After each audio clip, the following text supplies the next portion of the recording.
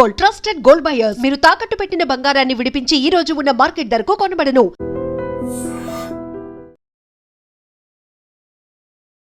వేమలపూడి Vijay alias నందు తమ బిడ్డ మృతిపై అనేక అనుమానాలు వ్యక్తం చేస్తున్నారు ఈ కన్న తల్లిదండ్రులిద్దరు. విశాఖలోని గాజువాక కోర్మనపాలెం రాజీనగర్లో స్నేహితులతో కలిసి ఉంటున్నటువంటి ఈ నందు మృతికి సంబంధించి అసలు ఎందుకు ఎలాంటి డౌట్స్ వీళ్ళు ఎక్స్ప్రెస్ చేస్తున్నారు. ఎంతో ఒక పని చేసుకుంటూ కుటుంబాన్ని పోషించుకోవాల్సిన పరిస్థితిలో ఉంటాడు, నా కొడుకు మా ఇద్దరికి అండగా ఉంటాడు అని అనుకున్న పరిస్థితిలోనే ఇలా అబ్బాయి మృతి చెందటం అనేది ఈ తల్లిదండ్రులని తీవ్రంగా కలవరపాటుకు గురి చేస్తోంది. కన్నీళ్లు పెట్టుకుంటున్నారు, మాకు న్యాయం జరగాలి అంటూ.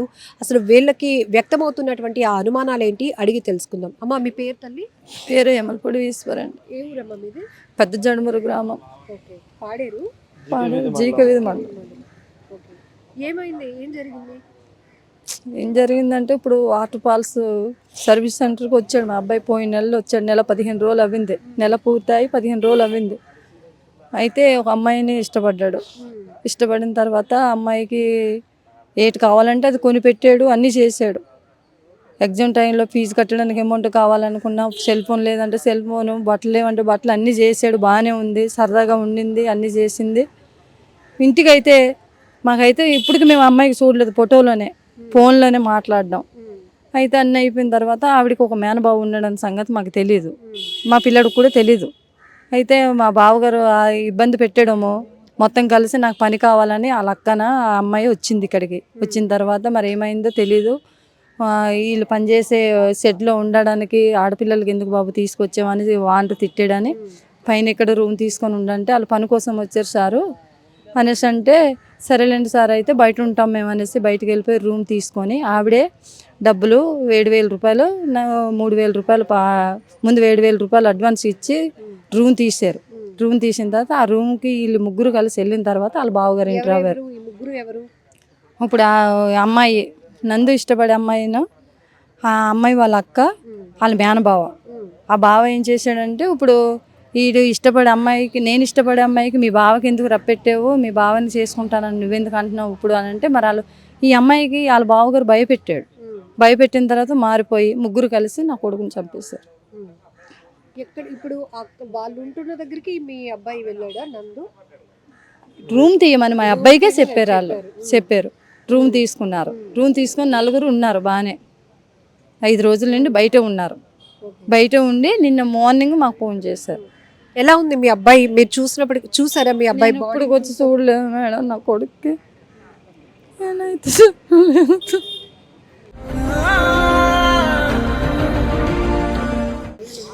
మెడ దగ్గర సున్నితో చుట్టేసినట్టు ఉందండి. మెడలోనే నల్లగా బ్లాక్ అయిపోయి ఉంది. తర్వాత లెఫ్ట్ సైడ్ ఛాతీ మీద గీతలు ఉన్నాయమ్మా, బ్లేడ్తో కోసినాయి. బ్లేడ్ తోటి బాగా రబ్ చేసినట్టు అయిపోయింది. అయితే నాకు ఈ విషయం నాకు ఎప్పుడు తెలియదమ్మా. పిల్లడు ఇప్పుడు 2-3 నెలల నుంచి మాకు పనికి వెళ్ళిపోతానని చెప్పేసి వైజాగ్ వచ్చారు. మా అమ్మగారు రాజీనగర్ రాసాలమ్మ కాలనీ, మా అమ్మగారు మా నాన్నగారు ఉంటారు. నేను ఏజెన్సీ ప్రాంతంలో ఉన్నాను మా మిస్సెస్ గారు చేసుకొని. అయితే నాకు ప్రజెంట్ 2 అబ్బాయిలమ్మ. 2 అబ్బాయిలు కూడా నాకు చేతికి వచ్చిన పిల్లలు. నాకు కష్టానికైనా దేనికైనా వాళ్ళు తప్ప నాకు ఎవరు లేరు. మీరు ఏజెన్సీలో ఉంటారు కదా, ఈ అబ్బాయి ఏం చెప్పి ఇక్కడికి వచ్చేసాడు సిటీ అంటే అమ్మ, ఊర్లో ఉంటే కుర్రోళ్ళతో అల్లరి చిల్లరగా తిరుగుతున్నాడని చెప్పేసి నేను ఒక రోజు తిట్టానమ్మ.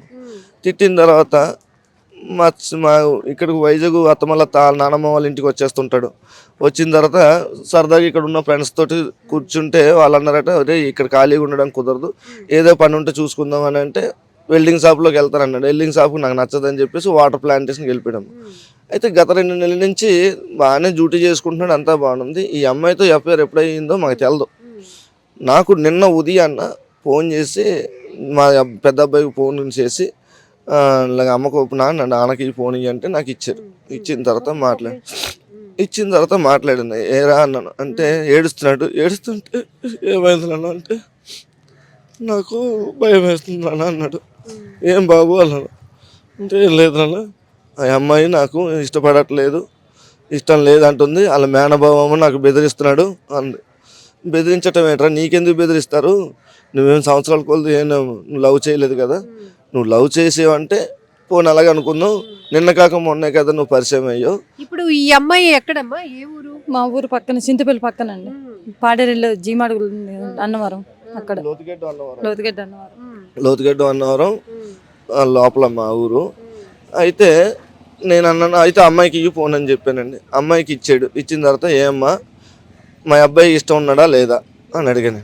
ఎలా ఉంటుంది అమ్మాయి? మీరు మాట్లాడారా? నేను మాట్లాడానమ్మా, ఫోన్లోనే మాట్లాడాను. స్పష్టంగా బాగానే మాట్లాడింది. లేదు అంకుల్ నేను ఇష్టపడట్లేదు అంది. మరి ఇష్టం లేని అన్నదానివి ఎందుకు అమ్మ దగ్గర సెల్ల కొనిపించుకున్నావు, బట్టలు కొనిపించుకున్నావు, చేతికి నీకు డబ్బులు పంపించినట్టు మీకు ఎలా తెలుసు? చెప్పేవాడా? నాకు నిన్నే చెప్పాడమ్మా విషయం. అందరికి ఫ్రెండ్స్ కుర్రోళ్ళకి తెలుసమ్మా విషయం, నాకు తెలదు. ఎందుకంటే నాకంటే భయం కుర్రోడికి. నా ఎంత ఎత్తుంటాడు, నా మీద ఎత్తు పొడవు, బలమైన కుర్రోడు. నాకు రాత్రి నిన్న చెప్పిన తర్వాత నిన్న ఉదయం 7:30 నుంచి 8:15-9 గంటల దాకా మాట్లాడాడమ్మా. మాట్లాడిన తర్వాత సరే అయితే నాన్న ఇష్టం లేదన్నది, ఆ అమ్మాయికి ఒకసారి ఫోన్ ఇవ్వు, ఆ అమ్మాయికి ఇస్తే మాట్లాడతాను అన్నా. ఆ అమ్మాయితో మాట్లాడిన తర్వాత నేను ఇష్టం లేదంటలేదు అంకుల్, మీ అబ్బాయే బాగా నా మీద ఇది అయిపోతున్నాడు, నాకు చిన్నప్పటి నుంచి మా బావగారు ఉన్నారు నాకు. మరి అలాంటప్పుడు నువ్వెందుకు అమ్మ సెల్ కొనిపించుకున్నావు, డబ్బులు వేయించుకుంటున్నావు, బట్టలు కొనిపించుకుంటున్నావు, ఇది కరెక్ట్ కాదు కదా. ఇష్టం లేదంటే ఇష్టం లేదని చెప్పి, లేదు ఇష్టం ఉన్నదంటే మీ ఇద్దరు కలిసి ఇంటికి రండి, మీ అమ్మగారితో నేను మాట్లాడి నేను మీకు పెళ్ళి ఏదో చేస్తాను అని చెప్పేసి అన్నాను. అన్న తర్వాత నాకు ఒక చిన్న డౌట్ వచ్చిందమ్మ, ఏమోనా ఇది ఏమైనా చేసుకుంటాడము అన్న భయానికి, అమ్మ మీరు ఏమైనా నా పిల్లడికైనా ఏదైనా అయితే నేను పోలీస్ కంప్లైంట్ ఇస్తానమ్మా అన్నాను.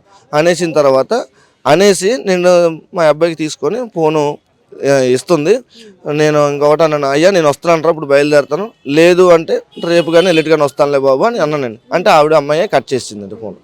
ఇప్పుడు మీకు ఎన్ని గంటలకమ్మా సమాచారం వచ్చింది? ఇట్లా మీ అబ్బాయి నిన్న 2 గంటలకి ఎవరు చేశారు ఫోను? అక్కడ మా పిల్లడితో పాటు వచ్చాడు, ఏరే సెట్లో ఆ పిల్లడు చేస్తున్నాడు. ఆ పిల్లడు ఈ పిల్లడికి భోజనం పట్టుకెళ్ళడం కోసం అని వచ్చి భోజనం పట్టుకెళ్ళి చూసాడండి. చూస్తే ఇలా కూర్చోబెట్టి గోడ కొరిగేసి ఉందంట, ఇలా తలకుంచుకొని ఇలా సీలు పెట్టుకొని ఉన్నారట, కాలు చాపుకొని తువ్వాలి కాలు దగ్గర కట్టేస్తుందంట.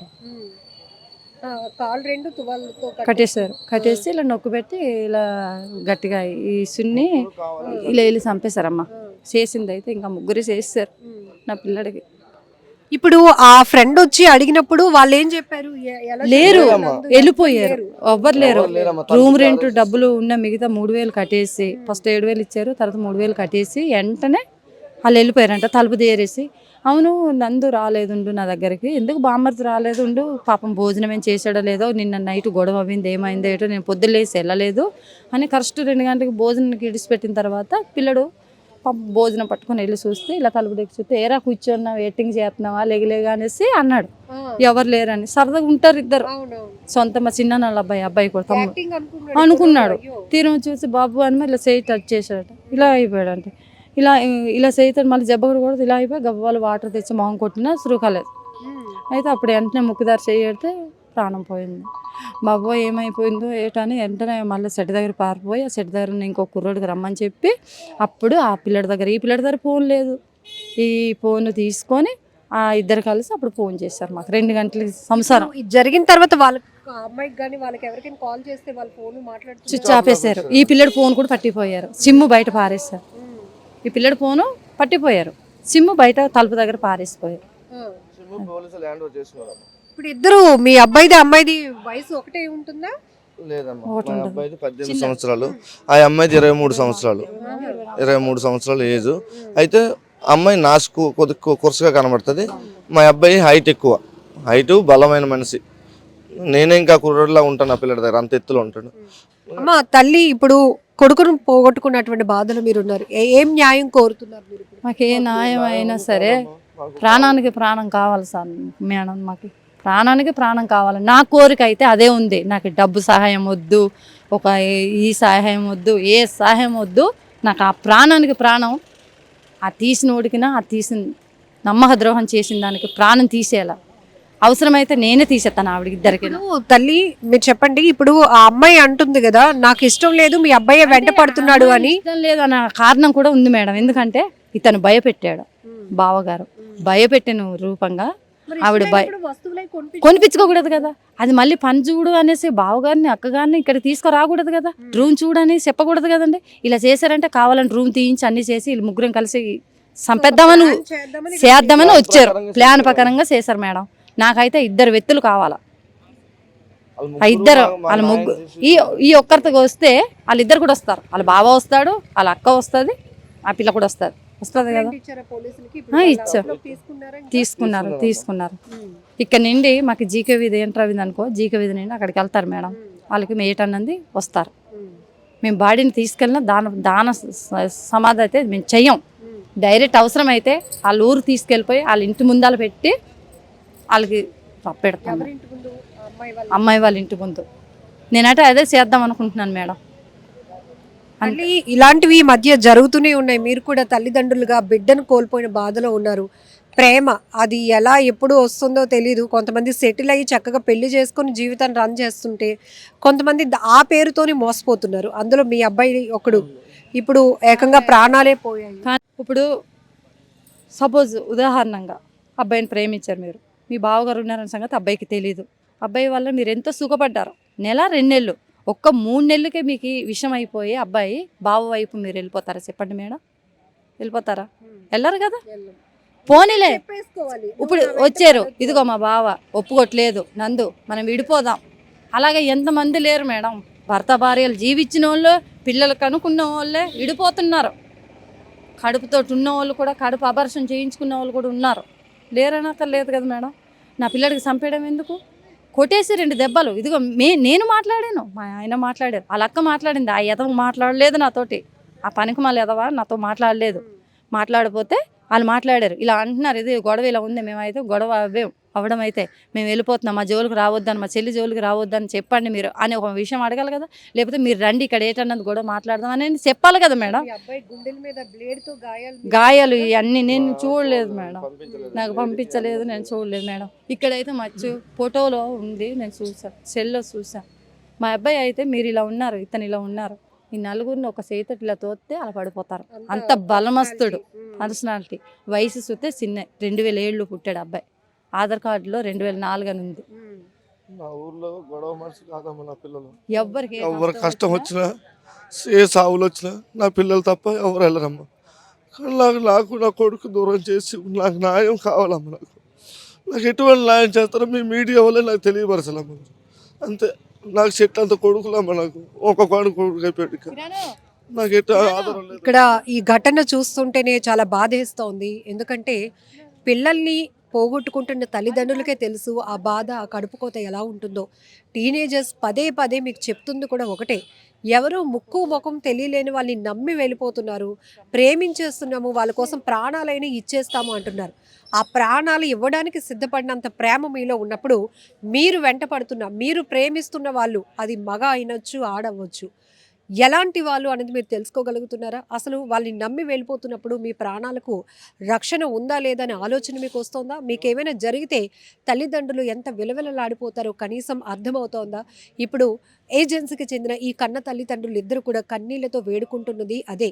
ఒకవైపు పోలీసులకు నా బిడ్డను అంత ఎత్తు ఉంటాడు, అంత బలంగా ఉన్న నా కొడుకును వాళ్ళ ముగ్గురే ప్లాన్ చేసి చంపేసి అక్కడి నుంచి వెళ్ళిపోయారు అంటూ వాళ్ళు చెప్తున్నారు. మాకు అనేక అనుమానాలు ఉన్నాయి, ఆ అనుమానాల ప్రకారంగానే కంప్లైంట్ ఇచ్చిన్నాం, మాకు న్యాయం చేయండి అని కోరుతూనే మరొకరు ఇలాంటి తప్పుడు ఆలోచనలకి వెళ్ళొద్దు, అసలు ప్రేమ పేరుతో జరుగుతున్నటువంటి హత్యలు, ఆత్మహత్యల విషయంలో కూడా ముందు మీరు మీకన్నా ఎక్కువగా మిమ్మల్ని ప్రేమించే మీ తల్లిదండ్రుల గురించి ఆలోచించండి అంటూ కూడా ఈ తల్లిదండ్రులు ఇద్దరూ కన్నీళ్లతో మీ అందరినీ వేడుకుంటున్నారు.